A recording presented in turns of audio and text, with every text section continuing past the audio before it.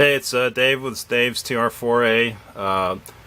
Back putting the overdrive, trying to finish up putting the overdrive in my TR4A. It took about I had a friend come over yesterday, and it took literally 5.5 hours to get the transmission sliding to where it would slide in and made up with the engine. We had just a hell of a time with it. And ended up having to there's like those 4 studs that are on the top of the bell housing, or not on the bell housing, but on the block. Had to take those off and then guide it in using the 2 dowels, and then put the studs back in. One of them was in a different position on this bell housing, but I managed to get all 3 of them in.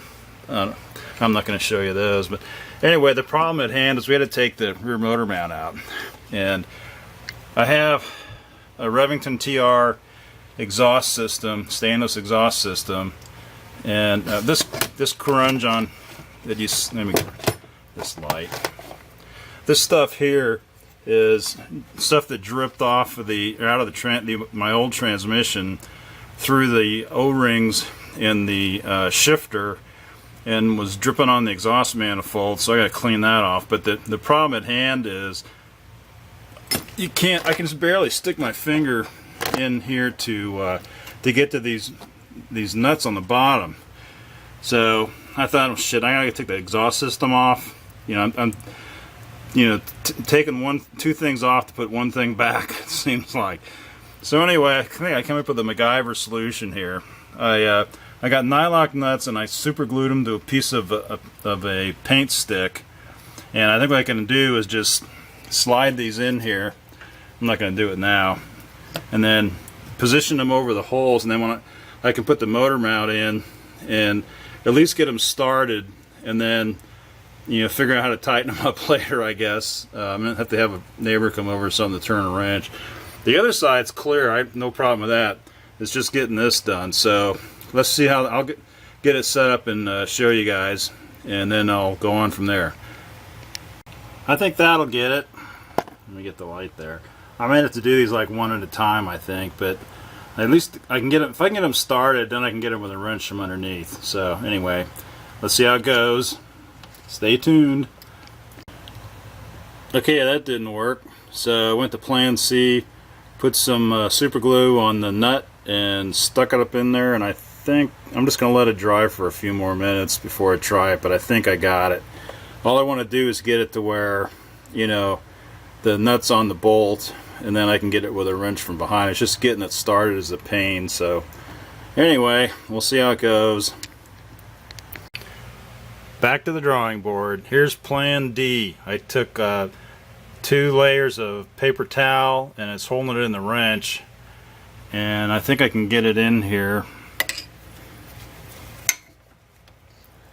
Yeah, there we go. I think that'll probably work. Oh well, we'll see how it goes. Success! I'm going to do the other one. Plan 6 for this one little bastard, this last one. It goes in this hole right here. I thought I had it, but it's me. It's a test of wills between me and this frickin' nut. We'll see who wins. Hey, it's Dave again. So I made some pretty good progress today. It's Sunday. I got one more day off tomorrow, and I should be almost to the point of having it back on the road, I think. The engine's back together. I ended up having to take the carburetors off to get to the starter, so it seems like this whole process has been 2 steps backwards for 1 step forward. So anyway, that's all back together. If we go around here, I have to get real close to the camera. I keep forgetting the audio sucks. So anyway, transmission's in, bolted down. I gotta fix this thing here with the exhaust hangers. Got to put in the clutch, and then I have a gotcha from long ago when I was doing the floors on this thing. When I separated this seam here, I thought this was going to stay stationary, and I only did one side at a time, so I'm not quite sure how this happened. But the front of this is down about 1/2 inch. Didn't really matter on the standard 4-speed. For some reason, it's not going to work with this. You know, if I try to bring this up, it's not close to fitting. So what I'm going to have to do, I think, is cut a seam across here back to maybe just before the seatbelt connection, and then go up a couple of inches so I can lift the whole front of this up, and then using some sheet metal screws and some some strips of sheet metal, I'll just make a patch for that. It's covered by the carpet and everything anyway. So, and then I'm told that my transmission tunnel is going to need some surgery around the. I'm sorry, I keep forgetting to move closer to the microphone. I'm told that there's an issue with the right angle speedometer drive hitting the cover, and you have to buy an adapter piece to go on there. But one of my friends just found a place to buy a plate that you can use to make that clearance. So I got to check that out tonight after I take a shower and have an adult beverage. So anyway, that's where I'm at.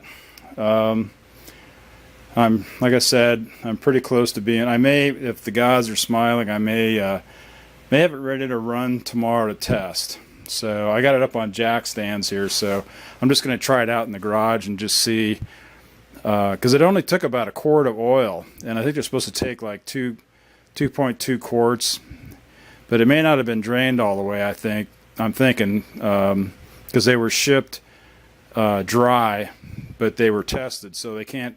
I can't believe they're completely dry. So maybe I'll check it again in the morning after the oil's settled, but we'll see. So anyway, that's where we're at, and thanks for watching. And I'll try to post some pictures on my website to kind of cover all this stuff too. I haven't been really good about doing that lately on this. It's just so damn hot in here. I hate to stop and start all the time. So anyway, hope everybody had a good weekend, and I'm glad this one's over. Talk to you later.